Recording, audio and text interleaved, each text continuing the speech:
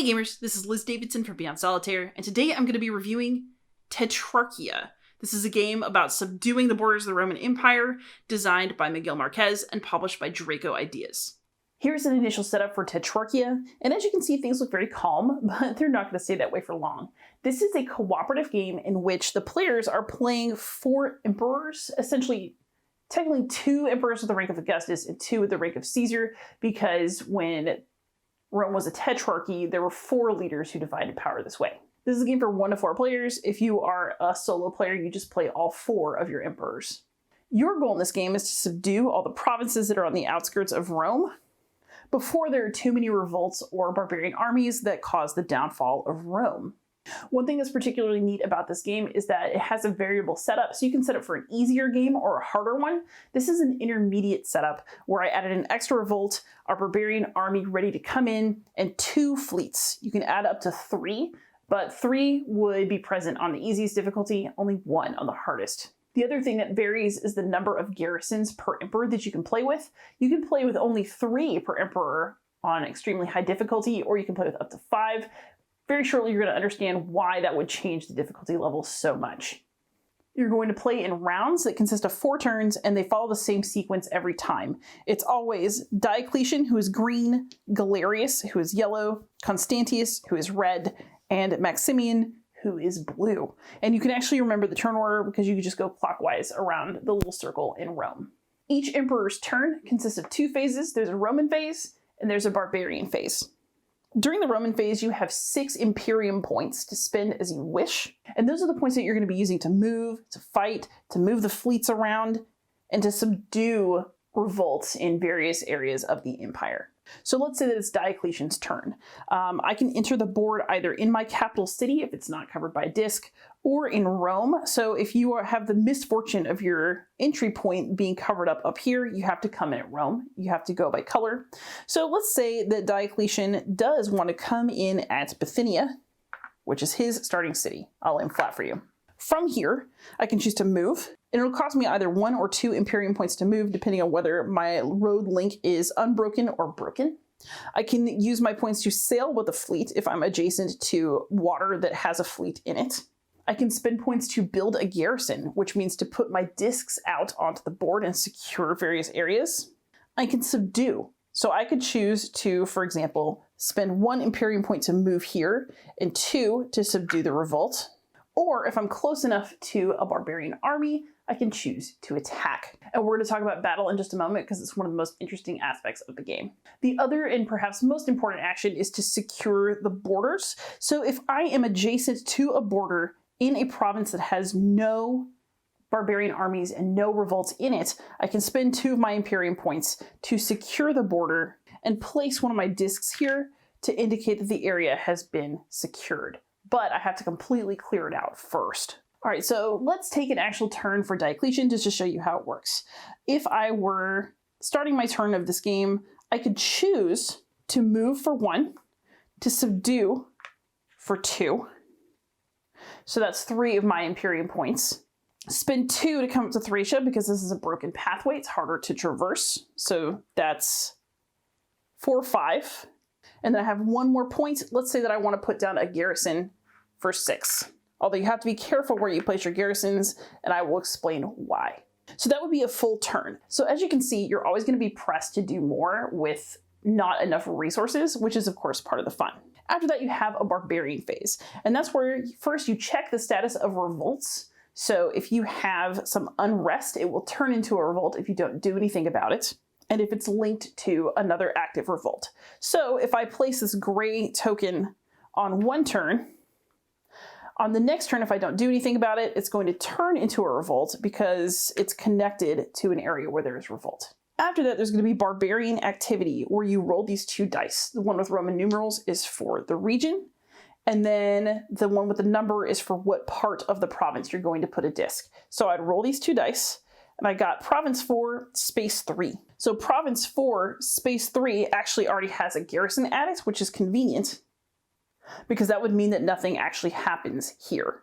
So I got lucky that time. If there's a place with no disc, then you'll put in a gray unrest disc. If there's an unrest disc already there, you're going to change it to a revolt disc. And if there's a revolt, that triggers an uprising. And what that means is that if there is a revolt already here, then you're going to place revolt tokens in all the spots that are connected to it. The other thing that one of those larger revolts can cause is it can cause the summoning of another barbarian army. So if you have one of those revolts that spreads, that explodes, you also have to roll the region die to figure out where there might be another barbarian army to come out onto the board and give you a hard time. And then the last and perhaps most horrible part of the barbarian turn is the barbarian advance. So if this is our only barbarian army, it's still going to advance, and there are little arrows on the board to show you the direction it's going to take towards Rome.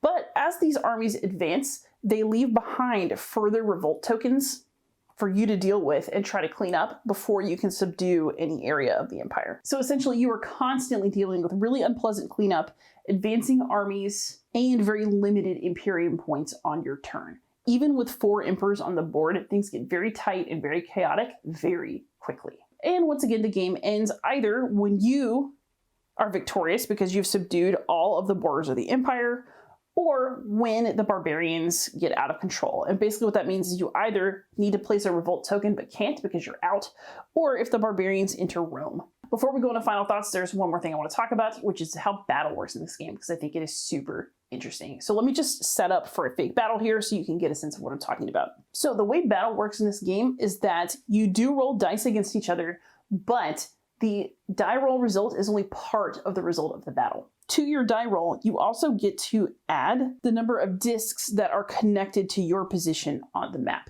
So in this case, Diocletian has left 2 discs in his chain, and the barbarian army also has 2 discs in his chain. So it really would come down to a die roll. But if you have more discs in the chain, then you start to gain an advantage over the army that you're fighting. And that works for the barbarians just as well as it does for you. That's one of the reasons that you increase the difficulty by reducing the number of garrison discs an emperor has access to. Because once they're placed, you can't move them until they're defeated and removed from the board.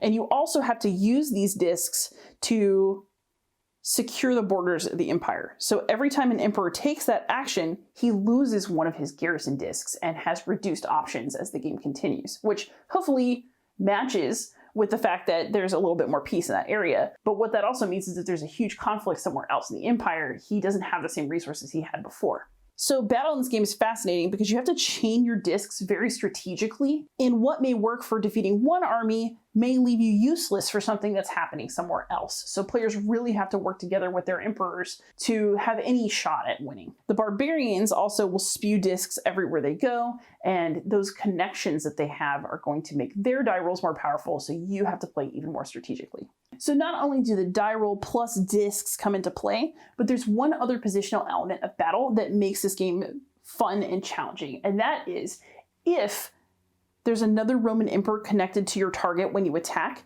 that actually multiplies your die result by 2. However, that's also true for the barbarian army. So if, for example, Diocletian has Maximian next to him up here, then his die result is going to be whatever you roll plus 3 for the discs times 2 for having Maximian there, because Maximian is connected to the barbarian army, to the target. However, if a barbarian army is attacking and Diocletian is here and there's a second barbarian army here, then that same times 2 bonus is going to apply to the enemy. And what that means is that you really have to be thinking about where you're positioning your garrisons and your emperors, but also you have to watch out for chains that the barbarians may be building up, because if you let that get out of control, it's very difficult to go and break it apart. So when you play this game, get ready to rumble, because it is going to be hard, even if you set it on the easiest difficulty. All right, so now for some final thoughts. I'm going to start with my complaints about this game, which are fairly minor. The main one is aesthetic. You might have noticed that the pieces are a bit too big for the board. This game isn't a pocket game, but it's definitely small enough for a backpack or messenger bag, and the board is really tiny. I'm sure that there are cost reasons for that, but it would have been nice to have a slightly bigger board for a more luxurious play experience. The other major drawback to this one is that if you are in the United States and you want to copy this game, it's going to be hard. Tetrarchia is published by a small European publisher. There is not wide United States distribution for this game. And you're going to have to source a copy with shipping that you find acceptable and a delivery time that you find acceptable if you're in the States and you want it. So bottom line, it's not the fanciest, most heavily produced game, and it's from a small publisher that may be hard to get a copy from. However, I do think that the game is really good. In fact, I would venture to say that this game is what Pandemic Fall of Rome should have been. I like Pandemic Fall of Rome fine, and I'll play it at game night, but I really like Tetrarchia, so I'm going to tell you why that is. I think the main reason for it is that Tetrarchia manages to create a feeling of tension and dread and challenge without a whole bunch of cards, a whole bunch of different die results that you could get, and other factors that just kind of gunk up the works. Or at least that's how I often feel about pandemic games. I really despise the location cards, they irritate me. Tetrarchia takes all of that out and instead has a really streamlined system that offers a lot of tactical possibilities that are just super interesting. I love that I can just roll 2 dice and it basically gives me the results of anything from where to place a revolt to what the results of a battle are.